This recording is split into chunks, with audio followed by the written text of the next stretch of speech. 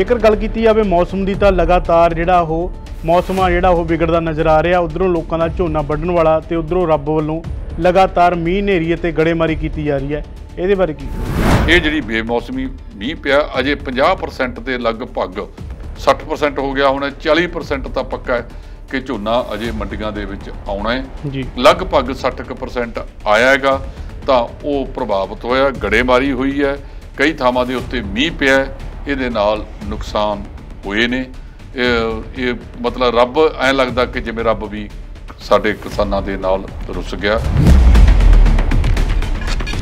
Court दे विच एक अर्जी दायर की गई सी जिस दे चलदे जिहड़े किसान दिल्ली के बार्डरां ते बैठे ने उन्हां नूं लैके सुनवाई भी हुई सी, जिस दे विच जिहड़ा कोर्ट ने किसानां तो जवाब मंगे।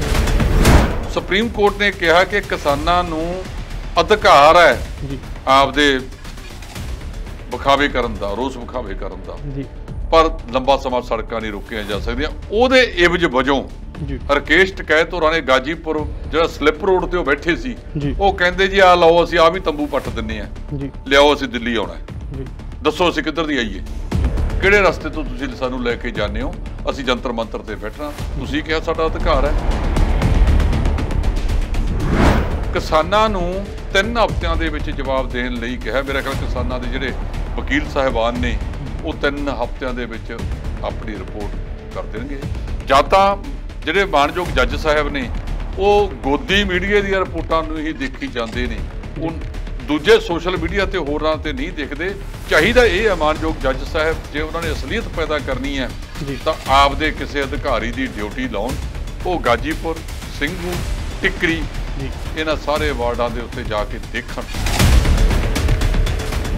मुख मंत्री चरणजीत सिंह चन्नी ने किसानां नाल जिहड़ी गलबात कीती, उन्हां दे धरने 'च पहुंचे ने ते उन्हां ने कहा है कि जेकर तुहानूं कोई भी लोड़ है तां असीं आप आके तुहाडे कोले जिहड़ी तुहाडी लोड़ पूरी करांगे। वो जिहड़ी अपनी सादगी वाला दिन गुजार रहे ने, ये पिंडां दीयां सत्थां दे विच चर्चा शुरू हो गई है कि यार मुख मंत्री इहो जिहा भी हुंदा हैगा, आम लोकां वर्गा भी हुंदा है, नहीं तां मुख मंत्री तां एक पासे छड्डो, मंत्री बनदियां ही खुदा दे दूजा रूप बन जाते हैं, किसी को मिलना नहीं। बाकी गल्लां छड्डो, उस पासे वाल परिंदा जिवें शोले फिल्म दे विच कहा सीगा कि मेरे बिना तो इत्थे परिंदा पैर नहीं मार सकता, इन्हां बिना तो जानवर भी नहीं हिल सकते। सो जिहड़ा कुछ मुख मंत्री साहब कर रहे हैं इहदी चर्चा सारे थावां ते हो रही कि पंजाब दी सरकार ने किसानां दे हक दे विच यह फैसला कीता है।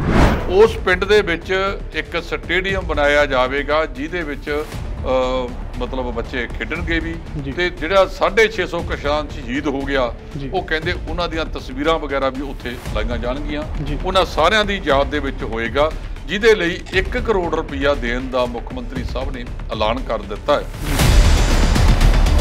इस अलावा अगर गल की जाए नवजोत सिंह सिद्धू की, तो नवजोत सिंह सिद्धू ने अज फिर ट्वीटां जिहड़ी झड़ी लगा दी, उन्होंने अपनी सरकार से सवाल चुके हैं। उन्होंने वो सारे मौजूदा सरकार नूं भी कहा कि टाइम लंघदा जांदा, तेजी नाल उन्हां नुकतिਆਂ ਦੇ ਉੱਤੇ ਕੰਮ ਕਰੋ जिन्हां नूं लैके आपां सत्ता दे विच आए सी। कहता भी मैं रहां जां ना रहां, ਜਿਹੜੇ प्रोग्रामां दे नाल पंजाब जितेगा, पंजाब बनेगा, ਉਹਦੇ ਤੇ मैं खड़ा। आपका पंजाब कांग्रेस के प्रधान सुनील जाखड़ ने एक ट्वीट किया जी।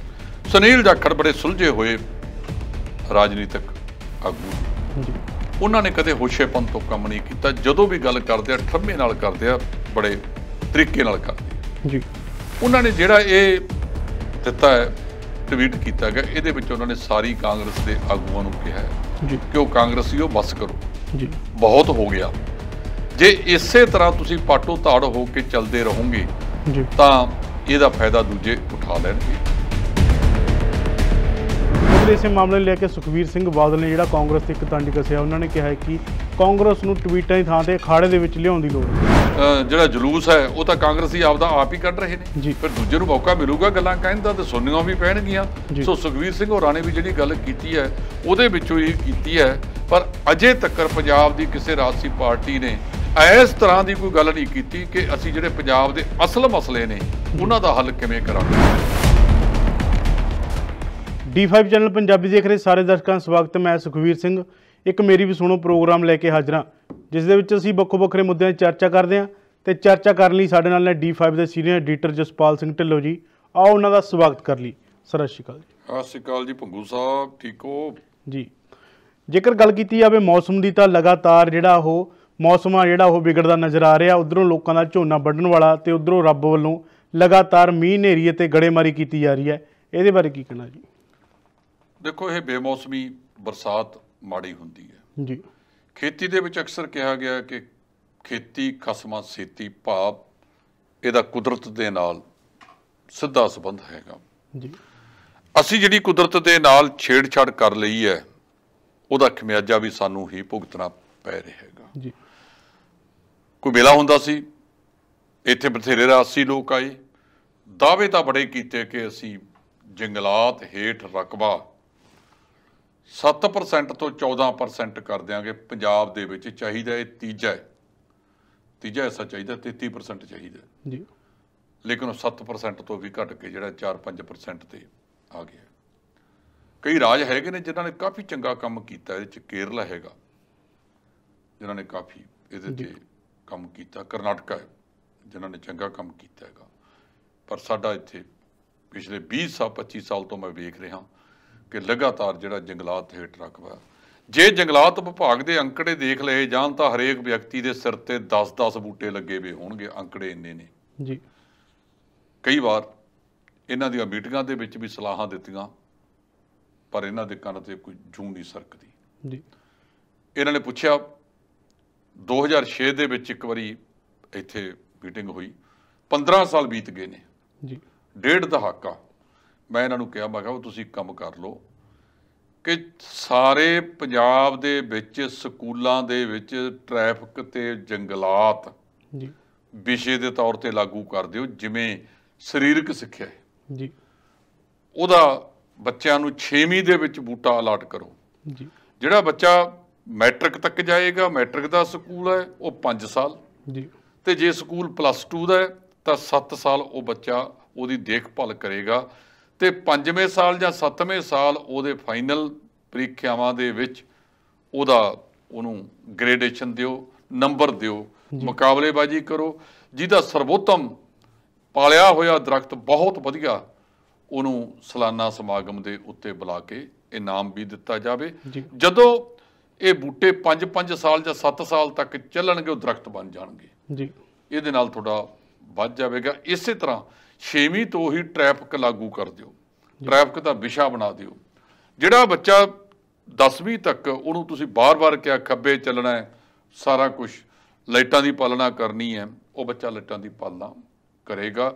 ਉਹਦੇ ਵਿੱਚ ਜੇ ਇਹ ਵੀ ਪਾ ਦਿਓ, ਜਿਵੇਂ ਪਹਿਲਾਂ ਕੋਈ ਅਧਿਆਪਕ ਪ੍ਰੇਅਰ ਦੇ ਵਿੱਚ, ਪ੍ਰਾਰਥਨਾ ਦੇ ਵਿੱਚ ਭਾਸ਼ਣ ਦਿੰਦੇ ਹੁੰਦੇ ਸੀ ਸਮਾਜਿਕ ਰਹੁ ਰੀਤਾਂ ਤੇ ਜੀ, ਉਸ ਤਰ੍ਹਾਂ ਦਾ ਵੀ ਜੇ 5ਵੀਂ ਤੋਂ 6ਵੀਂ ਤੋਂ ਉਹਨਾਂ ਨੂੰ ਪਾਓ, ਉਹਦਾ ਜਰਨਲ ਨੌਲੇਜ ਦਾ ਰੱਖ ਦਿਓ ਕਿ ਮਤਲਬ ਸਫਾਈ ਰੱਖਣੀ ਕਿਉਂ ਜ਼ਰੂਰੀ ਹੈ, ਕਾਗਜ਼ ਬਾਹਰ ਨਹੀਂ ਸੁੱਟਣਾ। ਇਹ ਸਾਰਾ ਕੁਝ ਸਾਨੂੰ ਜੇ ਹੇਠਲੇ ਪੱਧਰ ਤੋਂ ਜਿਹੜਾ ਬੱਚਾ 6ਵੀਂ ਦਾ ਹੋਏਗਾ, ਜੇ ਉਹਨੂੰ ਅਕਲ ਆ ਗਈ, ਉਹ ਵੱਡਿਆਂ ਨੂੰ ਵੀ ਪੜ੍ਹਨੇ ਪਾ ਦੇਗਾ ਜੀ। ਕਈ ਥਾਵਾਂ ਦੇ ਉੱਤੇ ਅਸੀਂ ਦੇਖਿਆ, ਦਿੱਲੀ ਦੇ ਵਿੱਚ ਇੱਕ ਵਾਰੀ NCC ਦੇ ਬੱਚਿਆਂ ਨੂੰ, NSS ਦੇ ਬੱਚਿਆਂ ਨੂੰ, ਸਕਾਊਟਸ ਦੇ ਬੱਚਿਆਂ ਨੂੰ ਐਸੋਸੀਏਟ ਕੀਤਾ ਗਿਆ ਸੀ ਟ੍ਰੈਫਿਕ ਦੇ ਵਿੱਚ। ਜਦੋਂ ਬੱਚਾ ਕਿਸੇ ਵੱਡੇ ਨੂੰ ਰੋਕਦਾ ਵੀ ਸਰ ਅੰਕਲ ਤੁਸੀਂ ਲਾਲ ਬੱਤੀ ਜੰਪ ਕੀਤੀ ਹੈ, ਇਸ ਕਰਕੇ ਤੁਹਾਡਾ ਚਲਾਨ ਹੋਏਗਾ, ਬੰਦੇ ਦੇ ਪੱਲੇ ਹੀ ਕੱਖ ਨਹੀਂ ਰਹਿੰਦਾ ਜੀ। ਵੀ ਛੋਟਾ ਬੱਚਾ, ਨੰਨਾ ਬੱਚਾ ਮੈਨੂੰ ਇਹ ਗੱਲ ਕਹਿ ਰਿਹਾ। ਸੋ ਇਸ ਪਾਸੇ ਵੱਲ ਤੁਰੇ ਨਹੀਂ। ਇਹ ਜਿਹੜੀ ਬੇਮੌਸਮੀ ਮੀਂਹ ਪਿਆ, ਅਜੇ 50% ਦੇ ਲਗਭਗ 60% ਹੋ ਗਿਆ, ਹੁਣ 40% ਤਾਂ ਪੱਕਾ ਹੈ ਕਿ ਝੋਨਾ ਅਜੇ ਮੰਡੀਆਂ ਦੇ ਵਿੱਚ ਆਉਣਾ ਹੈ ਜੀ। ਲਗਭਗ 60% ਆਇਆ ਹੈਗਾ ਤਾਂ ਉਹ ਪ੍ਰਭਾਵਿਤ ਹੋਇਆ, ਗੜੇਮਾਰੀ ਹੋਈ ਹੈ, ਕਈ ਥਾਵਾਂ ਦੇ ਉੱਤੇ ਮੀਂਹ ਪਿਆ, ਇਹਦੇ ਨਾਲ ਨੁਕਸਾਨ ਹੋਏ ਨੇ। ਇਹ ਮਤਲਬ ਰੱਬ ਐਂ ਲੱਗਦਾ ਕਿ ਜਿਵੇਂ ਰੱਬ ਵੀ ਸਾਡੇ ਕਿਸਾਨਾਂ ਦੇ ਨਾਲ ਰੁੱਸ ਗਿਆ। ਸੋ ਇਹਦਾ ਜਿਹੜਾ ਰਲ ਮਿਲ ਕੇ ਸਹਿਣ ਕਰਨਾ ਪਵੇਗਾ। ਇਸ ਵਾਰ ਫਸਲ ਬਹੁਤ ਵਧੀਆ ਸੀ, ਲੱਗਦਾ ਸੀ ਕਿ ਕਿਸਾਨਾਂ ਦੀ ਜੇਬ ਦੇ ਵਿੱਚ ਕੋਈ 2 ਰੁਪਏ ਚੰਗੇ ਆ ਜਾਣਗੇ, ਪਰ ਇਹ ਬਰਸਾਤ ਕਾਰਨ ਇਹ ਨੁਕਸਾਨ ਤਾਂ ਹੋਏਗਾ ਜੀ। ਇਸ ਤੋਂ ਇਲਾਵਾ ਜੇਕਰ ਗੱਲ ਕੀਤੀ ਜਾਵੇ ਨਵਜੋਤ ਸਿੰਘ ਸਿੱਧੂ ਦੀ, ਤਾਂ ਨਵਜੋਤ ਸਿੰਘ ਸਿੱਧੂ ਨੇ ਅੱਜ ਫਿਰ ਟਵੀਟਾਂ ਜਿਹੜੀ ਝੜੀ ਲਗਾ ਦਿੱਤੀ ਹੈ। ਉਹਨਾਂ ਨੇ ਆਪਣੀ ਹੀ ਸਰਕਾਰ ਤੇ ਸਵਾਲ ਚੁੱਕੇ ਨੇ ਤੇ ਕਿਹਾ ਹੈ ਕਿ ਮੈਂ ਜਿਹੜੇ ਮੁੱਦਿਆਂ ਦੀ ਗੱਲ ਕਰਦਾ ਹਾਂ ਉਹਨਾਂ ਤੇ ਹੀ ਡਟਿਆ ਰਹਾਂਗਾ ਜੀ। ਦੇਖੋ, ਨਵਜੋਤ ਸਿੰਘ ਸਿੱਧੂ ਹੋਰਾਂ ਨੇ ਜਿਹੜੀ ਨਵੀਂ ਚਰਨਜੀਤ ਸਿੰਘ ਚੰਨੀ ਦੀ ਅਗਵਾਈ ਵਿੱਚ ਸਰਕਾਰ ਬਣੀ ਹੈ, ਉਹਨਾਂ ਨੂੰ ਵੀ ਸਮਝਾਉਣ ਦਾ ਯਤਨ ਕੀਤਾ ਜੀ। ਨਵਜੋਤ ਸਿੰਘ ਸਿੱਧੂ ਕਹਿੰਦੇ ਆ ਕਿ ਸਾਡੇ ਜਿਹੜੇ 18 ਨਿਕਾਤੀ ਪ੍ਰੋਗਰਾਮ ਦੇ ਵਿੱਚੋਂ 5 ਉਹ ਕੈਪਟਨ ਅਮਰਿੰਦਰ ਸਿੰਘ ਨੂੰ ਦੇ ਆਏ ਸੀ, 13 ਨਿਕਾਤੀ ਪ੍ਰੋਗਰਾਮ ਹੋਰ ਹੈ ਜਿਨ੍ਹਾਂ ਮੁੱਦਿਆਂ ਨੂੰ ਲੈ ਕੇ ਅਸੀਂ ਆਏ ਹਾਂ। ਫਾਈਨੈਂਸ਼ੀਅਲ ਵਿੱਤੀ ਐਮਰਜੈਂਸੀ ਜੀ, ਉਹਦੇ ਵਿੱਚ ਉਹਨਾਂ ਨੇ ਕਿਹਾ ਕਿ ਕਿੰਨੇ ਲੱਖਾਂ ਕਰੋੜ ਰੁਪਈਆ ਅਸੀਂ ਕਰਜ਼ਾ ਚੜਾ ਲਿਆ ਜੀ। ਅਜੇ ਵੀ ਅਸੀਂ ਜਿਹੜਾ ਹੈਗਾ ਮੁਕਤਖੋਰੀ ਵਾਲੇ ਪਾਸੇ ਤੁਰੇ ਜਾਂਦੇ ਆ। ਉਹ ਕਰਜ਼ਾ ਦੀ ਕਿਸ਼ਤ ਮੋੜਨ ਵਾਸਤੇ ਵੀ ਕਰਜ਼ਾ ਲੈ ਰਿਹਾ, ਕਦੋਂ ਤੱਕ ਇਹ ਕੰਮ ਚੱਲੂਗਾ? ਕਦੋਂ ਤੱਕ ਅਸੀਂ ਗਹਿਣੇ ਰੱਖ ਰੱਖ ਕੇ ਇਹ ਕੰਮ ਕਰਾਂਗੇ? ਸੋ ਇਹ ਮਾੜਾ ਉਹਨਾਂ ਨੇ ਠੀਕ ਕਿਹਾ ਨਵਜੋਤ ਸਿੰਘ ਸਿੱਧੂ ਹੋਰਾਂ ਨੇ ਤਾਂ ਵੀ ਜਿਹੜੇ ਸਾਡੇ ਪ੍ਰੋਗਰਾਮ ਨੇ ਉਹ ਕਹਿੰਦਾ ਵੀ ਮੈਂ ਰਹਾਂ ਜਾਂ ਨਾ ਰਹਾਂ, ਜਿਹੜੇ ਪ੍ਰੋਗਰਾਮਾਂ ਦੇ ਨਾਲ ਪੰਜਾਬ ਜਿੱਤੇਗਾ, ਪੰਜਾਬ ਬਣੇਗਾ, ਉਹਦੇ ਤੇ ਮੈਂ ਖੜਾ। ਉਹਨਾਂ ਨੇ ਉਹ ਸਾਰੇ ਮੌਜੂਦਾ ਸਰਕਾਰ ਨੂੰ ਵੀ ਕਿਹਾ ਕਿ ਟਾਈਮ ਲੰਘਦਾ ਜਾਂਦਾ, ਤੇਜ਼ੀ ਨਾਲ ਉਹਨਾਂ ਨੁਕਤਿਆਂ ਦੇ ਉੱਤੇ ਕੰਮ ਕਰੋ ਜਿਨ੍ਹਾਂ ਨੂੰ ਲੈ ਕੇ ਆਪਾਂ ਸੱਤਾ ਦੇ ਵਿੱਚ ਆਏ ਸੀ। ਸੋ ਉਹਨਾਂ ਦੇ ਵਿੱਚੋਂ ਕੁਝ ਤਾਂ ਤੁਰ ਪਏ ਨੇ, ਪਰ ਜਿਹੜੇ ਪ੍ਰਮੁੱਖ ਹੈਗੇ ਨੇ, ਜਿਵੇਂ ਬੇਅਦਬੀ ਵਾਲਾ ਮਾਮਲਾ ਹੈਗਾ, ਉਹ ਉਲਝ ਹੀ ਇੰਨਾ ਗਿਆ, ਅਦਾਲਤਾਂ ਦੇ ਵਿੱਚ ਜਾ ਪਹੁੰਚਿਆ। ਉਹਦੇ ਵਿੱਚ ਜਿੰਨਾ ਛੇਤੀ ਨਾਲ ਕੁਝ ਕੀਤਾ ਜਾ ਸਕਦਾ ਉਹ ਕਰਨਾ ਚਾਹੀਦਾ। ਜਿਹੜਾ ਸ਼ਰਾਬ ਮਾਫੀਆ ਤੇ ਮਾਈਨਿੰਗ ਮਾਫੀਆ, ਇਹਦੇ ਉੱਤੇ ਜੇ ਸਰਕਾਰ ਕਾਰਪੋਰੇਸ਼ਨਾਂ ਬਣਾ ਦੇਵੇ ਤਾਂ ਮੇਰਾ ਖਿਆਲ ਹੈ ਕਿ ਇੱਕ ਚੰਗਾ ਕਦਮ ਹੋਵੇਗਾ। ਇਸ ਤੋਂ ਇਲਾਵਾ ਜਿਹੜਾ ਟਰਾਂਸਪੋਰਟ ਮਾਫੀਏ ਦੇ ਉੱਤੇ ਤਾਂ ਰਾਜਾ ਅਮਰਿੰਦਰ ਸਿੰਘ ਵੜਿੰਗ ਨੇ ਪਾ ਕੇ ਕਾਬੂ ਦਿਖਾਈ ਦਿੱਤਾ ਸਾਰਿਆਂ ਨੂੰ ਜੀ। ਇਸੇ ਤਰ੍ਹਾਂ ਕੇਬਲ ਮਾਫੀਆ ਤੇ ਜਿਹੜੇ ਹੋਰ ਮਾਫੀਆ ਇਸ ਤਰ੍ਹਾਂ ਦੇ ਕਈ ਤੁਰੇ ਫਿਰਦੇ ਆ, ਉਹਨਾਂ ਦੇ ਉੱਤੇ ਵੀ ਡਟਣ ਦੀ ਜ਼ਰੂਰਤ ਹੈ ਜੀ। ਇਸ ਤੋਂ ਇਲਾਵਾ ਜੇਕਰ ਗੱਲ ਕੀਤੀ ਜਾਵੇ ਸੁਪਰੀਮ ਕੋਰਟ ਦੀ, ਸੁਪਰੀਮ ਕੋਰਟ ਦੇ ਵਿੱਚ ਇੱਕ ਅਰਜ਼ੀ ਦਾਇਰ ਕੀਤੀ ਗਈ ਸੀ ਜਿਸ ਦੇ ਚੱਲਦੇ ਜਿਹੜੇ ਕਿਸਾਨ ਦਿੱਲੀ ਦੇ ਬਾਰਡਰਾਂ 'ਤੇ ਬੈਠੇ ਨੇ ਉਹਨਾਂ ਨੂੰ ਲੈ ਕੇ ਸੁਣਵਾਈ ਵੀ ਹੋਈ ਸੀ, ਜਿਸ ਦੇ ਵਿੱਚ ਜਿਹੜਾ ਉਹ ਕੋਰਟ ਨੇ ਕਿਸਾਨਾਂ ਤੋਂ ਜਵਾਬ ਮੰਗਿਆ ਤੇ ਕਿਸਾਨਾਂ ਨੇ ਉੱਧਰ ਇੱਕ ਨਵਾਂ ਦਾ ਖੇਡਿਆ, ਦਾ ਵੀ ਨਹੀਂ ਖੇਡਿਆ ਕਿ ਕਿਸਾਨਾਂ ਦਾ ਕਹਿਣਾ ਕਿ ਅਸੀਂ ਸੜਕਾਂ 'ਤੇ ਨਹੀਂ ਬੈਠੇ ਅਸੀਂ ਜਿਹੜੀਆਂ ਸੜਕਾਂ ਨੇ ਖਾਲੀ ਕਰ ਦਿੱਤੀਆਂ ਗਈਆਂ ਨੇ, ਸੜਕਾਂ ਨੇ ਜਿਹੜੀਆਂ ਉਹ ਪੁਲਿਸ ਨੇ ਰੋਕੀਆਂ ਹੋਈਆਂ ਨੇ ਜੀ। ਇਹਦੇ ਚੱਲਦੇ ਉਹਨਾਂ ਨੇ ਆਪਣੇ ਤੰਬੂ ਵੀ ਪੱਟ ਲਏ ਨੇ। ਇਹ ਪੁਰਾਣੀ ਗੱਲ ਹੈ ਭੰਗੂ ਸਾਹਿਬ, 3-4 ਦਿਨ ਦੀ ਹੋ ਗਈ ਹੈ ਜਦੋਂ ਇਹ ਸੁਪਰੀਮ ਕੋਰਟ ਦੇ ਵਿੱਚ ਸੁਣਵਾਈ ਹੋਈ ਹੈ ਤੇ 7 ਦਸੰਬਰ ਦੀ ਤਰੀਕ ਪਈ ਹੈ ਜੀ।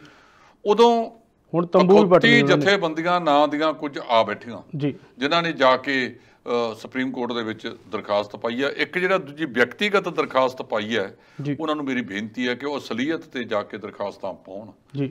ਇਹ ਬੀਜੇਪੀ ਦੇ ਹੱਥ ਠੋਕੇ ਬਣ ਕੇ ਨਾ ਪਾਓ ਜੀ। ਉੱਥੇ ਕਿਹਾ ਕਿ ਕਿਸਾਨ ਸੜਕਾਂ ਰੋਕੀ ਬੈਠੇ ਨੇ ਜੀ। ਸੁਪਰੀਮ ਕੋਰਟ ਨੇ ਕਿਹਾ ਕਿ ਕਿਸਾਨਾਂ ਨੂੰ ਅਧਿਕਾਰ ਹੈ ਜੀ ਆਪਦੇ ਵਿਖਾਵੇ ਕਰਨ ਦਾ, ਰੋਸ ਵਿਖਾਵੇ ਕਰਨ ਦਾ ਜੀ, ਪਰ ਲੰਬਾ ਸਮਾਂ ਸੜਕਾਂ ਨਹੀਂ ਰੋਕੀਆਂ ਜਾ ਸਕਦੀਆਂ। ਉਹਦੇ ਇਵਜ਼ ਵਜੋਂ ਰਕੇਸ਼ ਟਕੈਤ ਹੋਰਾਂ ਨੇ ਗਾਜੀਪੁਰ ਜਿਹੜਾ ਸਲਿੱਪ ਰੋਡ ਤੇ ਉਹ ਬੈਠੇ ਸੀ, ਉਹ ਕਹਿੰਦੇ ਜੀ ਆ ਲਓ ਅਸੀਂ ਆ ਵੀ ਤੰਬੂ ਪੱਟ ਦਿੰਨੇ ਆ, ਲਿਆਓ ਅਸੀਂ ਦਿੱਲੀ ਆਉਣਾ ਜੀ, ਦੱਸੋ ਅਸੀਂ ਕਿੱਧਰ ਦੀ ਆਈਏ ਜੀ, ਕਿਹੜੇ ਰਸਤੇ ਤੋਂ ਤੁਸੀਂ ਸਾਨੂੰ ਲੈ ਕੇ ਜਾਂਦੇ ਹੋ, ਅਸੀਂ ਜੰਤਰ ਮੰਤਰ ਤੇ ਬੈਠਣਾ, ਤੁਸੀਂ ਕਿਹਾ ਸਾਡਾ ਅਧਿਕਾਰ ਹੈ। ਕਿਸਾਨਾਂ ਨੂੰ 3 ਹਫ਼ਤਿਆਂ ਦੇ ਵਿੱਚ ਜਵਾਬ ਦੇਣ ਲਈ ਕਿਹਾ। ਮੇਰਾ ਖਿਆਲ ਕਿਸਾਨਾਂ ਦੇ ਜਿਹੜੇ ਵਕੀਲ ਸਾਹਿਬਾਨ ਨੇ ਉਹ 3 ਹਫ਼ਤਿਆਂ ਦੇ ਵਿੱਚ ਆਪਣੀ ਰਿਪੋਰਟ ਕਰ ਦੇਣਗੇ। ਜਾਂ ਤਾਂ ਜਿਹੜੇ ਮਾਣਯੋਗ ਜੱਜ ਸਾਹਿਬ ਨੇ ਉਹ ਗੋਦੀ ਮੀਡੀਆ ਦੀਆਂ ਰਿਪੋਰਟਾਂ ਨੂੰ ਹੀ ਦੇਖੀ ਜਾਂਦੇ ਨੇ, ਉਹ ਦੂਜੇ ਸੋਸ਼ਲ ਮੀਡੀਆ ਤੇ ਹੋਰਾਂ ਤੇ ਨਹੀਂ ਦੇਖਦੇ। ਚਾਹੀਦਾ ਇਹ ਹੈ ਮਾਣਯੋਗ ਜੱਜ ਸਾਹਿਬ ਜੇ ਉਹਨਾਂ ਨੇ ਅਸਲੀਅਤ ਪੈਦਾ ਕਰਨੀ ਹੈ ਤਾਂ ਆਪਦੇ ਕਿਸੇ ਅਧਿਕਾਰੀ ਦੀ ਡਿਊਟੀ ਲਾਉਣ। ਉਹ ਗਾਜੀਪੁਰ, ਸਿੰਘੂ, ਟਿੱਕਰੀ ਇਹਨਾਂ ਸਾਰੇ ਵਾਰਡਾਂ ਦੇ ਉੱਤੇ ਜਾ ਕੇ ਦੇਖਣ ਕਿ ਕਿਸਾਨਾਂ ਨੇ ਰਸਤੇ ਰੋਕੇ ਵੀ ਹੈ। ਰਸਤੇ ਤਾਂ ਦਿੱਲੀ ਦੀ ਪੁਲਿਸ ਨੇ ਰੋਕੇ ਹੈ, ਕੰਡੇ ਵਾਲੀਆਂ ਤਾਰਾਂ ਲਾਈਆਂ ਨੇ, ਵੱਡੇ ਵੱਡੇ ਪੱਥਰ ਸਿੱਟੇ ਹੈ, ਕੰਧਾਂ ਕੀਤੀਆਂ ਵੀਆਂ ਨੇ, ਤੇ ਕਿਸਾਨਾਂ ਨੇ ਉੱਥੇ ਕਿੱਥੇ ਕਰਤੇ ਰੋਕ ਲਏ ਹੈਗੇ। ਉਹ ਕਹਿੰਦੇ ਜੀ ਜੇ ਅੰਨਾ ਹਜ਼ਾਰੇ ਉੱਥੇ ਜੰਤਰ ਮੰਤਰ ਬਹਿ ਸਕਦਾ ਹੈ, ਹੋਰ ਰਾਮਲੀਲਾ ਮੈਦਾਨ ਦੇ ਵਿੱਚ ਵੱਡੇ ਸੰਘਰਸ਼ ਹੋ ਸਕਦੇ ਨੇ, ਤਾਂ ਕਿਸਾਨਾਂ ਦਾ ਕਿਉਂ ਨਹੀਂ ਕੀਤਾ ਜਾ ਸਕਦਾ? ਪਿੱਛੇ ਵੀ ਜਦੋਂ ਕਿਸਾਨਾਂ ਨੇ ਮਨਮੋਹਨ ਸਿੰਘ ਦੀ ਸਰਕਾਰ ਵੇਲੇ ਸੰਘਰਸ਼ ਕੀਤੇ ਸੀ ਤਾਂ ਮੌਜੂਦਾ ਸਾਡੇ ਜਿਹੜੇ ਰੱਖਿਆ ਮੰਤਰੀ ਨੇ ਰਾਜਨਾਥ ਸਿੰਘ ਜੀ, ਉਦੋਂ ਉਹਨਾਂ ਜਾ ਕੇ ਬੈਠੇ ਸੀ। ਜਦੋਂ ਵਿਰੋਧੀ ਧਿਰ 'ਚ ਹੁੰਦੇ ਨੇ ਤਾਂ ਜਾ ਕੇ ਬਹਿੰਦੇ ਨੇ ਉਹਨਾਂ ਦੇ ਧਰਨਿਆਂ ਦੇ ਵਿੱਚ। ਜਦੋਂ ਸੱਤਾ 'ਚ ਆ ਜਾਂਦੇ ਆ ਤਾਂ ਉਹੀ ਧਰਨੇ ਇਹਨਾਂ ਦੀਆਂ ਅੱਖਾਂ 'ਚ ਚੁਭਣ ਲੱਗ ਜਾਂਦੇ ਆ। ਇਹੀ ਤਾਂ ਕਾਰਨ ਹੈ ਕਿ ਇੱਥੇ ਇੱਕ ਵਾਸਤੇ ਕਾਨੂੰਨ ਹੋਰ ਹੈ, ਦੂਜੇ ਵਾਸਤੇ ਹੋਰ ਹੈ। 7 ਦਸੰਬਰ ਤੋਂ ਪਹਿਲਾਂ ਮਾਣਯੋਗ ਅਦਾਲਤ ਇਸ ਮਾਮਲੇ ਦੇ ਵਿੱਚ ਆਪਦੀ ਰਿਪੋਰਟ ਜ਼ਮੀਨੀ ਪੱਧਰ ਦੀ ਪ੍ਰਾਪਤ ਕਰੇ। ਉਸ ਤੋਂ ਬਾਅਦ ਹੁਣ ਪੱਖ ਤਾਂ ਕਿਸਾਨਾਂ ਦੇ ਵਕੀਲਾਂ ਨੇ ਵੀ ਉੱਥੇ ਰੱਖ ਦੇਣਾ ਹੈਗਾ, ਉੱਥੇ 7 ਦਸੰਬਰ ਦੇ ਵਿੱਚ ਫਿਰ ਅਦਾਲਤ ਕੀ ਫੈਸਲਾ ਲੈਂਦੀ ਹੈ ਇਹ ਉਦੋਂ ਦੇਖਿਆ ਜਾਵੇਗਾ ਜੀ। ਸਿੰਘੂ ਬਾਰਡਰ ਦੇ ਲਖਵੀਰ ਸਿੰਘ ਨਾਂ ਦੇ ਵਿਅਕਤੀ ਦਾ ਕਤਲ ਕੀਤਾ ਜਾਂਦਾ, ਜਿਸ ਦੀ ਜ਼ਿੰਮੇਵਾਰੀ ਨਿਹੰਗ ਸਿੰਘਾਂ ਵੱਲੋਂ ਲਈ ਜਾਂਦੀ ਹੈ, ਜਿਸ ਨੂੰ ਲੈ ਕੇ ਇੱਕ ਸਿੱਟ ਵੀ ਬਿਠਾਈ ਗਈ ਹੈ। ਸਿੱਟ ਨੇ ਹੁਣ ਲਖਵੀਰ ਸਿੰਘ ਦੇ ਪਰਿਵਾਰ ਤੋਂ ਜਿਹੜੀ ਉਹ ਪੁੱਛਗਿੱਛ ਕੀਤੀ ਹੈ। ਇੱਕ 3 ਮੈਂਬਰੀ ਕਮੇਟੀ ਬਣਾਈ ਹੈ, ਸਿੱਟ ਬਣਾਈ ਹੈਗੀ ਪੰਜਾਬ ਸਰਕਾਰ ਨੇ, ਜਿਹਦੀ ਅਗਵਾਈ ਕਰਦੇ ਨੇ Varinder Kumar ADGP, Inderbir Singh DIG Ferozepur range ਨੇ, ਤੇ ਹਰਵਿੰਦਰ ਸਿੰਘ ਬਿਰਕ ਜਿਹੜੇ ਤਰਨਤਾਰਨ ਦੇ SSP ਨੇ ਜੀ, ਉਹਨਾਂ ਦੇ ਵਿੱਚੋਂ 2 ਮੈਂਬਰ ADGP ਵਰਿੰਦਰ ਕੁਮਾਰ ਤੇ ਹਰਵਿੰਦਰ ਵਿਰਕ ਜੀ ਅੱਜ ਉਹਨਾਂ ਦੇ ਘਰ ਉਹਨਾਂ ਦੀ ਭੈਣ ਤੇ ਹੋਰਨਾਂ ਨਾਲ ਮੁਲਾਕਾਤ ਕਰਕੇ ਆਏ ਨੇ, ਜਿਹਦੇ ਵਿੱਚ ਉਹਨਾਂ ਤੋਂ ਜਿਹੜੀ ਸਾਰੀ ਸਥਿਤੀ ਉਹ ਪਹਿਲੇ ਹੀ ਦੱਸ ਚੁੱਕੇ ਨੇ ਮੀਡੀਆ ਨੂੰ। ਉਹੀ ਗੱਲ ਉਹਨਾਂ ਨੇ ਅੱਜ ਕਹੀ ਹੈ ਕਿ ਸਾਜ਼ਿਸ਼ ਤਹਿਤ ਸਾਡੇ ਭਰਾ ਨੂੰ ਉੱਥੇ ਲੈ ਕੇ ਗਿਆ ਸੀ, ਉਹਦੀ ਜਾਂਚ ਕੱਢੋ ਕਿਹਨੂੰ ਹੈ। ਪਤਾ ਨਹੀਂ ਪੁਲਿਸ ਅਜੇ ਤੱਕ ਕਿੱਥੇ ਜੇ ਖੜੀ ਹੈ। ਜਿਹੜੇ ਬੰਦੇ ਨਾਲ ਉਹ ਬਾਰ-ਬਾਰ ਫੋਨ ਕਰਦਾ ਸੀ, ਲਖਵੀਰ ਦਾ ਫੋਨ ਤਾਂ ਨਹੀਂ ਉਹ ਨਾਲ ਚਲਿਆ ਗਿਆ ਜੀ, ਉਹਦੇ ਫੋਨ ਦੀਆਂ ਕੰਪਨੀ ਕੋਲੇ ਕਾਲ ਡਿਟੇਲ ਹੋਣਗੀਆਂ ਜੀ, ਉਹਨਾਂ ਕਾਲ ਡਿਟੇਲਾਂ ਤੋਂ ਪਤਾ ਲੱਗ ਸਕਦਾ ਵੀ ਸੰਧੂ ਕੌਣ ਸੀ ਜੀ, ਤੇ ਕਿਹਦੇ ਨਾਲੋਂ ਬਹੁਤੀਆਂ ਗੱਲਾਂ ਕਰਦਾ ਸੀ। ਤੇ ਜਦੋਂ ਉਹਨੂੰ ਲਿਆ ਕੇ ਜੇ ਪੁਲਿਸ ਨੇ ਅਸਲੀ ਰੂਪ ਦੇ ਵਿੱਚ ਪੁੱਛਣਾ ਹੋਇਆ ਤੇ ਪੁੱਛਿਆ ਜਾ ਸਕਦਾ ਜੀ। ਉਧਰ ਮੁੱਖ ਮੰਤਰੀ ਚਰਨਜੀਤ ਸਿੰਘ ਚੰਨੀ ਨੇ ਕਿਸਾਨਾਂ ਨਾਲ ਜਿਹੜੀ ਗੱਲਬਾਤ ਕੀਤੀ, ਉਹਨਾਂ ਦੇ ਧਰਨੇ 'ਚ ਪਹੁੰਚੇ ਨੇ ਤੇ ਉਹਨਾਂ ਨੇ ਕਿਹਾ ਹੈ ਕਿ ਜੇਕਰ ਤੁਹਾਨੂੰ ਕੋਈ ਵੀ ਲੋੜ ਹੈ ਤਾਂ ਅਸੀਂ ਆਪ ਆ ਕੇ ਤੁਹਾਡੇ ਕੋਲੇ ਜਿਹੜੀ ਹੈ ਤੁਹਾਡੀ ਉਹ ਲੋੜ ਪੂਰੀ ਕਰਾਂਗੇ ਜੀ। ਇਹ ਕੱਲ ਦੀ ਗੱਲ ਹੈਗੀ ਜੀ, ਝੱਲੀਆਂ ਪਿੰਡ ਦੇ ਵਿੱਚ ਟੋਲ ਟੈਕਸ ਵਾਲਾ ਬੈਰੀਅਰ ਲੱਗਿਆ ਹੋਇਆ ਜੀ। ਉਹ ਜਦੋਂ ਰੋਪੜ ਦੇ ਕਿਸੇ ਸਮਾਗਮ ਵਿੱਚ ਜਾ ਰਹੀ ਸੀ ਵੱਲ, ਰਸਤੇ ਦੇ ਵਿੱਚ ਉਹਨਾਂ ਨੇ ਉਸ ਝੱਲੀਆਂ ਕਿਸਾਨ ਜਿੱਥੇ ਧਰਨੇ ਤੇ ਬੈਠੇ ਨੇ ਉਹਦੇ ਵਿੱਚ ਜਾ ਸ਼ਾਮਲ ਹੋਏ।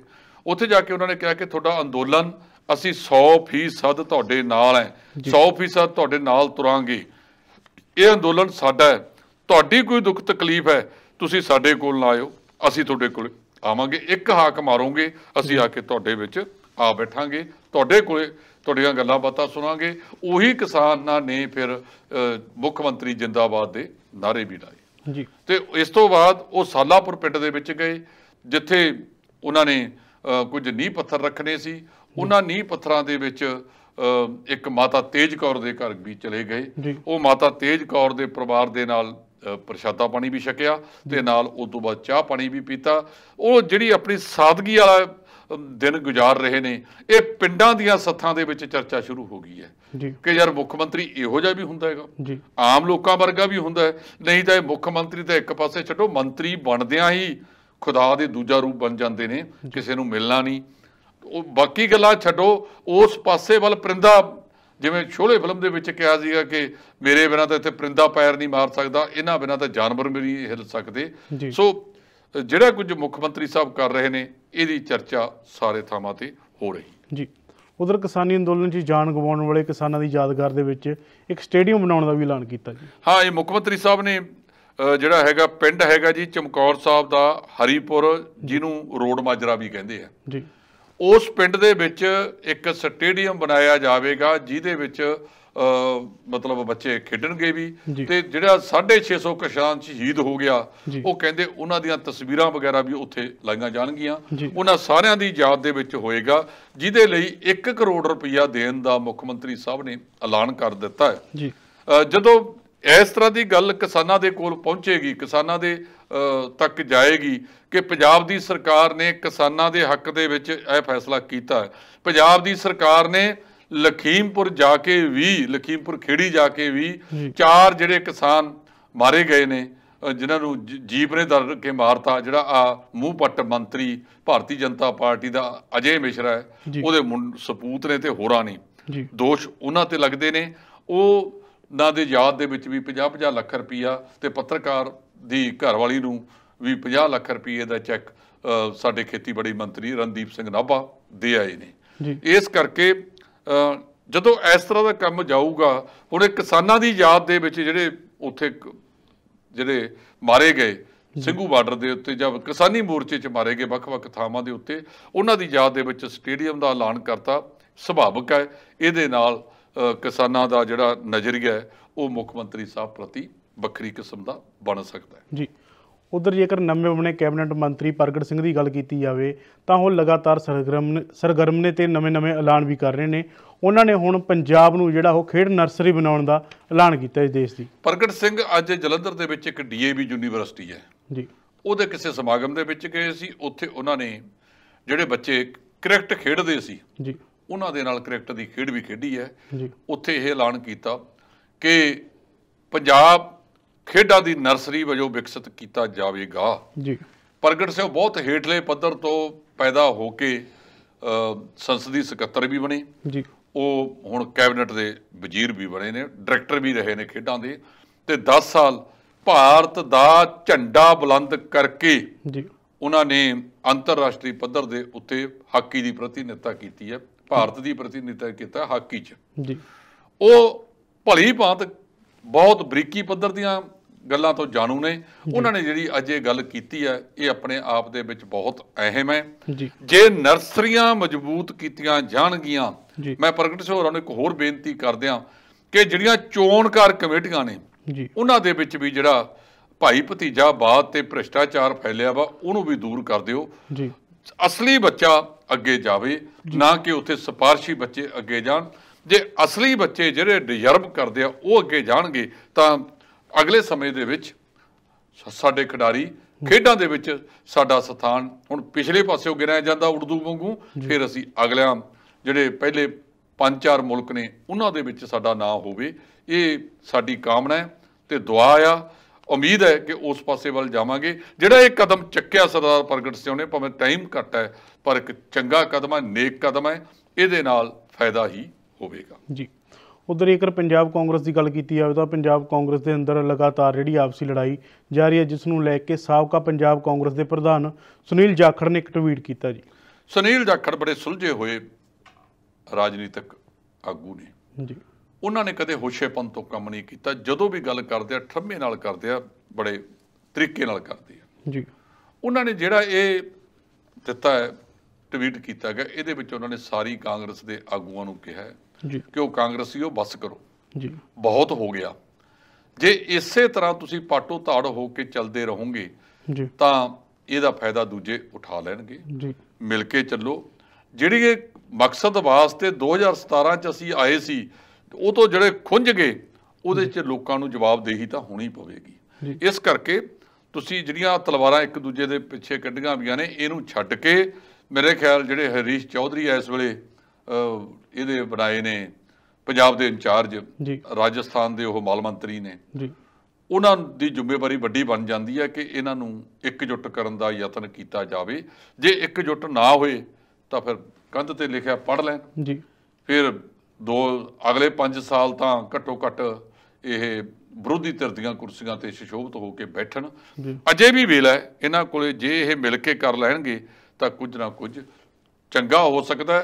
ਇਹੀ ਜਿਹੜਾ ਟਵੀਟ ਹੈ ਉਹ ਇਹਨਾਂ ਨੇ ਸੁਨੀਲ ਜਾਖੜ ਹੋਰਾਂ ਨੇ ਅੱਜ ਕੀਤਾ ਕਿ ਸੰਭਲ ਜੋ, ਕੋਈ ਅਕਲ ਵਾਲੀ ਗੱਲ ਕਰ ਲਓ, ਮਿਲ ਬੈਠ ਕੇ ਕੋਈ ਕੰਮ ਕਰ ਲਓ। ਲੋਕ ਤੁਹਾਡੇ ਨਾਲ ਨੇ, ਲੋਕ ਤੁਹਾਡੇ ਪਿੱਛੇ ਲੱਗਣਾ ਚਾਹੁੰਦੇ ਨੇ, ਪਰ ਜੇ ਤੁਸੀਂ ਇਸੇ ਤਰ੍ਹਾਂ ਵੱਖਰੇ ਵੱਖਰੇ ਰਾਗ ਅਲਾਪੀ ਗਏ ਤੇ ਫਿਰ ਕੰਧ ਤੇ ਲਿਖਿਆ ਪੜ੍ਹ ਲਿਓ ਜੀ। ਉਧਰ ਇਸੇ ਮਾਮਲੇ ਨੂੰ ਲੈ ਕੇ ਸੁਖਬੀਰ ਸਿੰਘ ਬਾਦਲ ਨੇ ਜਿਹੜਾ ਕਾਂਗਰਸ ਤੇ ਇੱਕ ਤੰਜ ਕੱਸਿਆ। ਉਹਨਾਂ ਨੇ ਕਿਹਾ ਕਿ ਕਾਂਗਰਸ ਨੂੰ ਟਵੀਟਾਂ ਦੀ ਥਾਂ ਤੇ ਅਖਾੜੇ ਦੇ ਵਿੱਚ ਲਿਆਉਣ ਦੀ ਲੋੜ ਹੈ ਜੀ। ਦੇਖੋ, ਸੁਖਬੀਰ ਸਿੰਘ ਹੋਰੀ ਅਕਾਲੀ ਦਲ ਦੇ ਪ੍ਰਧਾਨ ਨੇ, ਜਿਹੜੀ ਸੱਤਾਧਰ ਤੋਂ ਬਾਹਰਲੀ ਪਾਰਟੀ ਹੈ ਜੀ। ਇਹ ਸਾਰੇ ਆਗੂਆਂ ਨੇ ਇੱਕ ਦੂਜੇ ਤੇ ਚਾਂਦਮਾਰੀ ਕਰਨੀ ਹੈ ਤੇ ਇੱਕ ਦੂਜੇ ਤੇ ਚਾਂਦਮਾਰੀ ਕਰਨ ਦਾ ਕੋਈ ਮੌਕਾ ਨਹੀਂ ਗਵਾਉਂਦੇ। ਉਹਨਾਂ ਦਾ ਹੱਕ ਬਣਦਾ ਹੈ ਇਹ ਗੱਲਾਂ ਕਹਿਣ ਦਾ, ਕਿਉਂਕਿ ਅਖਾੜਾ ਤਾਂ ਜਿਹੜਾ ਜਲੂਸ ਹੈ ਉਹ ਤਾਂ ਕਾਂਗਰਸੀ ਆਪਦਾ ਆਪ ਹੀ ਕੱਢ ਰਹੇ ਨੇ। ਫਿਰ ਦੂਜੇ ਨੂੰ ਮੌਕਾ ਮਿਲੂਗਾ ਗੱਲਾਂ ਕਹਿਣ ਦਾ ਤੇ ਸੁਣਨੀਆਂ ਵੀ ਪੈਣਗੀਆਂ। ਸੋ ਸੁਖਬੀਰ ਸਿੰਘ ਹੋਰਾਂ ਨੇ ਵੀ ਜਿਹੜੀ ਗੱਲ ਕੀਤੀ ਹੈ ਉਹਦੇ ਵਿੱਚੋਂ ਹੀ ਕੀਤੀ ਹੈ, ਪਰ ਅਜੇ ਤੱਕ ਪੰਜਾਬ ਦੀ ਕਿਸੇ ਰਾਜਸੀ ਪਾਰਟੀ ਨੇ ਇਸ ਤਰ੍ਹਾਂ ਦੀ ਕੋਈ ਗੱਲ ਨਹੀਂ ਕੀਤੀ ਕਿ ਅਸੀਂ ਜਿਹੜੇ ਪੰਜਾਬ ਦੇ ਅਸਲ ਮਸਲੇ ਨੇ ਉਹਨਾਂ ਦਾ ਹੱਲ ਕਿਵੇਂ ਕਰਾਂਗੇ ਜੀ। ਉਧਰ ਜੇਕਰ ਗੱਲ ਆਮ ਆਦਮੀ ਪਾਰਟੀ ਦੀ ਕੀਤੀ ਜਾਵੇ ਤਾਂ ਉਹਨਾਂ ਨੇ ਮੌਨਸੂਨ ਇਜਲਾਸ ਜਿਹੜਾ ਸੱਦਣ ਦੀ ਗੱਲ ਕੀਤੀ ਹੈ। ਦੇਖੋ, ਪਹਿਲਾਂ ਕੱਲ੍ਹ ਨੂੰ ਜੀ ਇੱਕ ਸਰਬ ਪਾਰਟੀ ਮੀਟਿੰਗ ਹੋ ਰਹੀ ਹੈ ਜਿਹਦੇ ਵਿੱਚ ਮੁੱਖ ਮੰਤਰੀ ਸਾਹਿਬ ਨੇ ਸਰਦਾਰ ਚਰਨਜੀਤ ਸਿੰਘ ਚੰਨੀ ਨੇ ਪੰਜਾਬ ਭਵਨ ਦੇ ਵਿੱਚ ਇਹ ਮੀਟਿੰਗ ਬੁਲਾਈ ਹੈ। ਉਹਦੇ ਵਿੱਚ ਸਾਰੀਆਂ ਰਾਜਸੀ ਪਾਰਟੀਆਂ ਜਾਣਗੀਆਂ। ਇਹ ਜਿਹੜੀ ਬਿਆਨਬਾਜ਼ੀ ਅੱਜ ਕੀਤੀ ਹੈ ਆਮ ਆਦਮੀ ਪਾਰਟੀ ਨੇ, ਕੱਲ੍ਹ ਉੱਥੇ ਰੱਖਣ ਕਿ ਵਿਧਾਨ ਸਭਾ ਦਾ ਸੈਸ਼ਨ ਵੀ ਸੱਦਿਆ ਜਾਵੇ, ਅਸੀਂ ਇਹਦੇ ਹੱਕ 'ਚ ਹਾਂ। ਇਹ ਸੈਸ਼ਨ ਨਹੀਂ, ਇਹਦਾ ਸੈਸ਼ਨੀਆਂ ਜੀਆਂ ਬਣਾਤੀਆਂ ਨਿੱਕੀਆਂ ਨਿੱਕੀਆਂ। ਪਹਿਲਾਂ 15-15 ਦਿਨ ਦੇ ਸੈਸ਼ਨ ਚੱਲਦੇ ਹੁੰਦੇ ਸੀ, ਉੱਥੇ ਮੁੱਦਿਆਂ ਤੇ ਗੱਲ ਵੀ ਹੁੰਦੀ ਸੀ। ਹੁਣ ਤਾਂ ਕਬੂਤਰਖਾਨੇ ਤੋਂ ਸਿਵਾਏ ਕੁਝ ਨਹੀਂ ਹੈ। ਜੇ ਉਹਨਾਂ ਨੇ ਇਹ ਮੰਗ ਕੀਤੀ ਹੈ ਵੀ ਜਿਹੜਾ ਲੰਬਤ ਪਿਆ ਸੈਸ਼ਨ ਆ ਉਹ ਸੱਦਿਆ ਜਾਵੇ, ਇਹ ਮੰਗ ਜਾਇਜ਼ ਹੈ, ਇਹਦੇ ਨਾਲ ਅਸੀਂ ਸਹਿਮਤ ਹੈ। ਸੱਦੀ ਜਾਣੀ ਚਾਹੀਦੀ ਹੈ ਔਰ ਲੰਬਾ ਸੈਸ਼ਨ ਹੋਣਾ ਚਾਹੀਦਾ ਜਿਹਦੇ ਵਿੱਚ ਘੱਟੋ ਘੱਟ ਕੋਈ ਬਹਿ ਕੇ ਚੱਜ ਦੀ ਗੱਲ ਤਾਂ ਉੱਥੇ ਕਰ ਲਓ, ਨਹੀਂ ਇੱਕ ਦੂਜੇ ਨੂੰ ਗਾਲਾਂ ਕੱਢ ਕੇ ਬਾਕ-ਆਊਟ ਕਰਕੇ ਤੁਰੇ ਆਉਂਦੇ ਨੇ। ਕੋਈ ਉਹਦੀ ਮਾਣ ਮਰਿਆਦਾ ਜਿਹੜੀ ਹੈਗੀ ਸੈਸ਼ਨਾਂ ਦੀ, ਉਹ ਇਹਨਾਂ ਨੇ ਭਾਵੇਂ ਲੋਕ ਸਭਾ ਹੈ, ਰਾਜ ਸਭਾ ਹੈ ਜਾਂ ਵਿਧਾਨ ਸਭਾਵਾਂ ਨੇ, ਇਹਨਾਂ ਦੀ ਖਤਮ ਕਰਕੇ ਰੱਖਤੀ ਹੈ ਜੀ। ਉਧਰ ਸ਼੍ਰੋਮਣੀ ਅਕਾਲੀ ਦਲ ਦੇ ਪ੍ਰਧਾਨ ਸੁਖਬੀਰ ਸਿੰਘ ਬਾਦਲ ਇੱਕ ਸਮਾਗਮ ਦੇ ਵਿੱਚ ਪਹੁੰਚੇ ਸਨ, ਜਿਸ ਦੇ ਇੱਕ ਵਰਕਰ ਨੇ ਉਹਨਾਂ ਤੋਂ ਮੈਕ ਲੈ ਕੇ ਉਹਨਾਂ ਨੂੰ ਖਰੀਆਂ ਗੱਲਾਂ ਵੀ ਸੁਣਾਈਆਂ, ਜਿਸ ਦੀ ਵੀਡੀਓ ਸੋਸ਼ਲ ਮੀਡੀਆ ਤੇ ਵਾਇਰਲ ਵੀ ਹੋ ਰਹੀ ਹੈ। ਇਹ ਬੜੀ ਵੱਡੀ ਵਾਇਰਲ ਹੋਈ ਹੈ ਜੀ। ਉਹਨਾਂ ਨੇ ਕਈ ਚੀਜ਼ਾਂ ਸੁਖਬੀਰ ਸਿੰਘ ਬਾਦਲ ਹੋਰਾਂ ਤੋਂ ਪੁੱਛੀਆਂ ਨੇ। ਇੱਕ ਤਾਂ ਉਹਨਾਂ ਨੇ ਪੁੱਛਿਆ ਕਿ ਰੂਸਾ ਆਲਮ ਤਾਂ ਤੁਹਾਡੇ ਵੇਲੇ ਵੀ ਆਉਂਦੀ ਸੀ, ਗ੍ਰਹਿ ਮੰਤਰੀ ਤੁਸੀਂ ਸੀ, ਤੁਸੀਂ ਉਦੋਂ ਡਿਪਟੀ ਮੁੱਖ ਮੰਤਰੀ ਸੀ।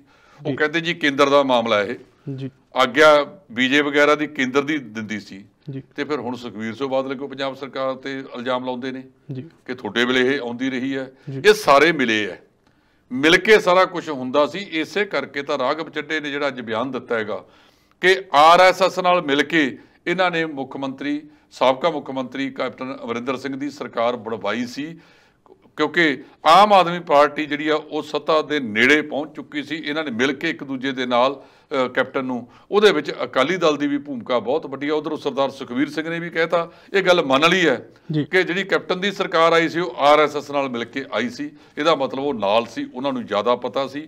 ਇਹ ਜਿਹੜੇ ਬੰਦੇ ਨੇ ਬਹੁਤ ਸਾਰੀਆਂ ਗੱਲਾਂ ਸੁਣਾਈਆਂ ਨੇ, ਉਹਦੇ ਵਿੱਚ ਕਈ ਊਨਤਾਈਆਂ ਸੜਕਾਂ ਦੀਆਂ, ਨਿਤਾ ਪ੍ਰਤੀ ਵਾਲੀਆਂ, ਰੇਤ ਮਾਫੀਆ, ਇਹ ਸਾਰਾ ਕੁਝ ਉਹਦੇ ਵਿੱਚ ਆਖਿਆ। ਉਹ ਸੁਖਬੀਰ ਸਿੰਘ ਬਾਦਲ ਦੇ ਮੂੰਹ ਦੇ ਉੱਤੇ ਆਖਿਆ ਹੈਗਾ। ਸੁਖਬੀਰ ਸਿੰਘ ਬਾਦਲ ਕੋਲ ਉਹਦਾ ਕੋਈ ਜਵਾਬ ਨਹੀਂ ਸੀ ਜੀ। ਉਧਰ ਜੇਕਰ ਗੱਲ ਕੀਤੀ ਜਾਵੇ ਰੂਸਾ ਆਲਮ ਦੀ, ਤਾਂ ਉਸ ਨੂੰ ਲੈ ਕੇ ਕੈਪਟਨ ਅਮਰਿੰਦਰ ਸਿੰਘ ਅਤੇ ਕਾਂਗਰਸੀ ਆਪਸ ਦੇ ਵਿੱਚ ਜਿਹੜੇ ਭਿੜਦੇ ਨਜ਼ਰ ਆ ਰਹੇ ਨੇ।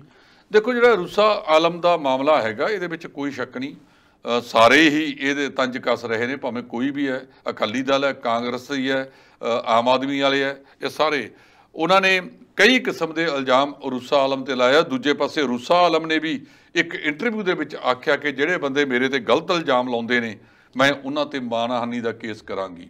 ਸਭ ਤੋਂ ਜ਼ਿਆਦਾ ਡਾਕਟਰ ਨਵਜੋਤ ਕੌਰ ਸਿੱਧੂ ਨੇ ਲਾਇਆ ਕਿ ਜਿਹੜੇ ਪੈਸੇ ਇਹਨੂੰ ਰੂਸਾ ਆਲਮ ਨੂੰ ਬਦਲੀਆਂ ਕਰਾਉਣ ਤੇ ਹੋਰਾਂ ਦੇ ਮਿਲਦੇ ਸੀ, ਉਹ ਸਾਰੇ ਦੇ ਸਾਰੇ ਉਹਨੇ ਵਿਦੇਸ਼ਾਂ 'ਚ ਖਾਸ ਕਰ ਦੁਬਈ ਦੇ ਵਿੱਚ ਇਨਵੈਸਟ ਕੀਤੇ ਨੇ। ਇਲਜ਼ਾਮ ਬਹੁਤ ਵੱਡਾ ਹੈ। ਜੇ ਕੱਲ੍ਹ ਨੂੰ ਇਹਨੂੰ ਸਾਬਤ ਕਰਨਾ ਡਾਕਟਰ ਨਵਜੋਤ ਕੌਰ ਸਿੱਧੂ ਕਿਵੇਂ ਕਰਦੇ ਨੇ, ਇਹ ਪਤਾ ਲੱਗੇਗਾ। ਪਰ ਪੰਜਾਬ ਸਰਕਾਰ ਕਹਿੰਦੀ ਹੈ ਅਸੀਂ ਜਾਂਚ ਕਰਾਉਣੀ ਹੈ। ਇਹ ਮਾਮਲਾ ਅੰਤਰਰਾਸ਼ਟਰੀ ਹੈ। ਅੰਤਰਰਾਸ਼ਟਰੀ ਮਾਮਲਾ ਸੂਬਾ ਸਰਕਾਰਾਂ ਦੇ ਅਧੀਨ ਨਹੀਂ ਹੁੰਦਾ। ਇਹ ਸਰਕਾਰਾਂ ਤੇ ਕੌਮੀ ਪੱਧਰ ਤੇ ਨਜਿੱਠੇ ਜਾਂਦੇ ਨੇ, ਅੰਤਰਰਾਸ਼ਟਰੀ ਪੱਧਰ ਤੇ ਨਜਿੱਠੇ ਜਾਂਦੇ ਨੇ। ਪਰ ਜੇ ਸਰਕਾਰ ਜਾਂਚ ਕਰਾਉਣ ਲੱਗੀ ਹੈ ਤਾਂ ਜਿਹੜੇ ਨਵਜੋਤ ਕੌਰ ਸਿੱਧੂ ਤੇ ਹੋਰਾਂ ਆਗੂਆਂ ਨੇ ਰੂਸਾ ਆਲਮ ਤੇ ਇਲਜ਼ਾਮ ਲਾਏ ਨੇ, ਰੂਸਾ ਆਲਮ ਦਾ ਵੀਜ਼ਾ ਕੌਣ ਦਬਾਉਂਦਾ ਰਿਹਾ, ਇਹਦੀ ਵੀ ਪੜਤਾਲ ਕਰਾ ਲਿਓ। ਇਹ ਸਾਰਾ ਕੁਝ ਜਾਂਚ ਦਾ ਵਿਸ਼ਾ ਹੈ। ਇਹਦੇ ਵਿੱਚ ਜਾਂਚ ਹੋ ਜਾਣੀ ਚਾਹੀਦੀ ਹੈ। ਜੇ ਕੇਂਦਰ ਸਰਕਾਰ ਇਹਦੇ ਤੇ ਪਾਕ ਪਵਿੱਤਰ ਹੈ, ਵੈਸੇ ਤਾਂ ਉਹ ਕਈ ਤਰ੍ਹਾਂ ਦੇ ਇਲਜ਼ਾਮ ਦੇ ਵਿੱਚ ਆਪ ਵੀ ਫਸਦੇ ਨੇ। ਸਾਡੇ ਮੁੱਖ ਮੰਤਰੀ ਪ੍ਰਧਾਨ ਮੰਤਰੀ ਸਾਹਿਬ ਬਿਨਾਂ ਦੱਸਿਆ ਦੂਜੇ ਪਾਸੇ ਪਾਕਿਸਤਾਨ ਦੇ ਪ੍ਰਧਾਨ ਮੰਤਰੀ ਨੂੰ ਮਿਲਣ ਚਲੇ ਗਏ ਸੀ, ਰਸਤੇ 'ਚੋਂ ਜਹਾਜ਼ ਤਾਰ ਲਿਆ ਸੀ। ਸੋ ਮੇਰੇ ਕਹਿਣ ਦਾ ਮਤਲਬ ਕਿ ਇਹ ਜਿਹੜਾ ਇੱਕ ਦੂਜੇ ਤੇ ਚਾਦਮਾਰੀ ਕੀਤੀ ਹੈ ਨਾ ਰੂਸਾ ਆਲਮ ਨੂੰ ਲੈ ਕੇ, ਇਸ ਵੇਲੇ ਲੋਕਾਂ ਦੇ ਅਸਲ ਮਸਲੇ ਠਾਓ।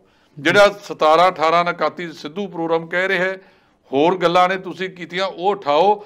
ਇਸ ਵਕਤ ਇਹਨਾਂ ਨੂੰ ਇੱਕ ਸਾਈਡ ਲਾਈਨ ਤੇ ਨਾ ਮਸਲਿਆਂ ਨੂੰ ਕਰੋ। ਜ਼ਰੂਰਤ ਇਹ ਹੈ ਕਿ ਅਸਲੀ ਮੁੱਦੇ ਜਿਹੜੇ ਪੰਜਾਬ ਦੇ ਨੇ ਉਹਨਾਂ ਨੂੰ ਅੱਗੇ ਲਿਆਂਦਾ ਜਾਵੇ। ਪਰ ਇਹ ਇੱਕ ਦੂਜੇ ਤੇ ਬੇਲੋੜੀਆਂ, ਜਿਨ੍ਹਾਂ ਦਾ ਕੁਝ ਨਹੀਂ ਨਿਕਲਣਾ, ਉਹ ਚਾਦਮਾਰੀਆਂ ਕਰ ਰਹੇ ਨੇ। ਅਸਲ ਮੁੱਦਿਆਂ ਨੂੰ ਵੀ ਚੱਕੋ। ਇਹ ਮੁੱਦਾ ਵੀ ਚੱਕਣ ਵਾਲਾ, ਇਹਦੇ ਤੇ ਕੇਂਦਰ ਸਰਕਾਰ ਨੂੰ ਇੱਕ ਵਾਈਟ ਪੇਪਰ ਜਾਰੀ ਕਰਨਾ ਚਾਹੀਦਾ ਕਿ ਕਿਹਦੀ ਆਗਿਆ ਦੇ ਨਾਲ ਬੀਬੀ ਰੂਸਾ ਆਲਮ ਇੱਥੇ ਆਈ ਤੇ ਵੀਜ਼ਾ ਲਵਾਉਣ ਵਾਸਤੇ ਕਿਹਨੇ ਸਿਫਾਰਿਸ਼ ਕੀਤੀ, ਕੀ ਉਹਦਾ ਵਾਕਈ ਪੈਸਾ ਜਿਹੜਾ ਹੈਗਾ ਉਹ ਗੁਆਂਢੀ ਮੁਲਕਾਂ ਦੇ ਵਿੱਚ ਉਹਨੇ ਜਾ ਕੇ ਆਪਦੇ ਮੁੰਡੇ ਜਾਂ ਆਪਦੇ ਨਾਂ ਦੇ ਉੱਤੇ ਇਨਵੈਸਟ ਕਰ ਦਿੱਤਾ। ਤਾਂ ਜਿਹੜਾ ਸਾਡਾ ED ਹੈ ਉਹਨੇ ਇਹੋ ਜਿਹੇ ਕੰਮਾਂ ਦੀ ਉਹ ਜਾਂਚ ਕਰਨੀ ਹੁੰਦੀ ਹੈ। ਤਾਂ ਉਹਦੀ ਜਾਂਚ ਕਰਕੇ ਲੋਕਾਂ ਸਾਹਮਣੇ ਅਸਲੀਅਤ ਲਿਆਂਦੀ ਜਾਵੇ ਕਿ ਇਹ ਦੋਸ਼ ਲਾਉਣ ਵਾਲੇ ਸਹੀ ਨੇ ਜਾਂ ਬੀਬੀ ਰੂਸਾ ਆਲਮ ਸਹੀ ਹੈ ਜੀ। ਉਧਰ 3 ਡੇਰਾ ਪ੍ਰੇਮੀਆਂ ਨੂੰ ਅਦਾਲਤ ਨੇ ਭਗੌੜਾ ਕਰਾਰ ਦੇ ਦਿੱਤਾ ਜੀ। ਇਹ ਜਿਹੜਾ ਬਰਗਾੜੀ ਕੇਸ ਵਾਪਰਿਆ ਸੀ, ਸਾਡਾ ਬੇਅਦਬੀ ਵਾਲਾ ਮਾਮਲਾ ਸੀਗਾ। ਬਰਗਾੜੀ ਨਹੀਂ, ਬੁਰਜ ਜਵਾਹਰ ਸਿੰਘ ਵਾਲੇ ਤੋਂ ਜਿਹੜੀ ਬੇਅਦਬੀਆਂ ਹੋਈਆਂ ਸੀ, ਉਸ ਮਾਮਲੇ ਨਾਲ ਸੰਬੰਧਿਤ ਹੈ। ਇਹ ਪ੍ਰਕਿਰਿਆ ਹੁੰਦੀ ਹੈ। ਅਦਾਲਤ ਬੰਦਿਆਂ ਨੂੰ ਅਦਾਲਤ ਵਿੱਚ ਪੇਸ਼ ਹੋਣ ਲਈ ਕਹਿੰਦੀ ਆ। ਪਹਿਲਾਂ ਉਹਦੇ ਬੇਲੇਬਲ ਜਵਾਨਤੀ ਵਾਰੰਟ ਨਿਕਲਦੇ ਨੇ, ਫਿਰ ਗੈਰ ਜਵਾਨਤੀ ਵਾਰੰਟ ਨਿਕਲਦੇ ਨੇ। ਜਦੋਂ ਬੰਦਾ ਉਹ ਨਹੀਂ ਹੁੰਦਾ ਫਿਰ ਉਹਨੂੰ ਇਸ਼ਤਿਹਾਰੀ ਮੁਜਰਮ ਕਰਾਰ ਦੇ ਦਿੱਤਾ ਜਾਂਦਾ ਹੈ।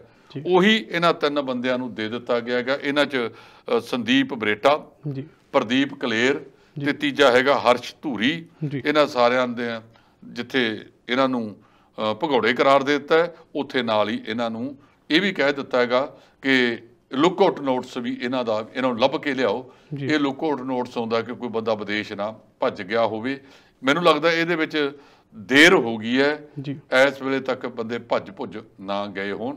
ਹੁਣ ਪੰਜਾਬ ਪੁਲਿਸ ਨੂੰ ਇਹ ਹੁਕਮ ਦਿੱਤਾ ਗਿਆ ਕਿ ਇਹਨਾਂ ਨੂੰ ਫੜ ਕੇ ਲਿਆਂਦਾ ਜਾਵੇ। ਪੰਜਾਬ ਪੁਲਿਸ ਹੁਣ ਕਿਵੇਂ ਕਰਦੀ ਹੈ ਇਹ ਆਉਣ ਵਾਲੇ ਸਮੇਂ 'ਚ ਪਤਾ ਲੱਗੇਗਾ। ਲਿਆਉਂਦੀ ਹੈ ਉਹਨਾਂ ਦੇ ਕਿਸੇ ਘਰਦਿਆਂ ਨੂੰ ਲਿਆ ਕੇ ਬਹਾਉਂਦੀ ਹੈ ਵੀ ਬੰਦੇ ਪੇਸ਼ ਕਰੋ, ਦੇਖਣਾ ਪਵੇਗਾ ਜੀ। ਉਧਰ ਕੈਬਨਿਟ ਮੰਤਰੀ ਰਾਜਾ ਵੜਿੰਗ ਨੇ ਇੱਕ ਐਲਾਨ ਕੀਤਾ ਹੈ। ਰਾਜਾ ਵੜਿੰਗ ਦਾ ਕਹਿਣਾ ਹੈ ਕਿ ਹਰ ਇੱਕ ਜ਼ਿਲ੍ਹੇ ਦੇ ਵਿੱਚ ਜਿਹੜਾ ਟਰਾਂਸਪੋਰਟ ਵਿਭਾਗ ਦਾ ਦਫ਼ਤਰ ਹੋਵੇ ਤੇ ਅਫਸਰ ਹੋਵੇ ਜਿੱਥੇ ਪਿਛਲੇ ਸਮੇਂ ਦੇ ਵਿੱਚ ਜਿਹੜੇ DTO ਦਫ਼ਤਰ ਸੀ, ਜ਼ਿਲ੍ਹਾ ਟਰਾਂਸਪੋਰਟ ਅਫਸਰ ਜੀ, ਇਹਨਾਂ ਨੂੰ ਖਤਮ ਕਰਕੇ ਕੁਝ RTA ਬਣਾ ਦਿੱਤੇ ਗਏ ਸੀ, ਰੀਜਨਲ ਟਰਾਂਸਪੋਰਟ ਅਥਾਰਟੀ ਜੀ।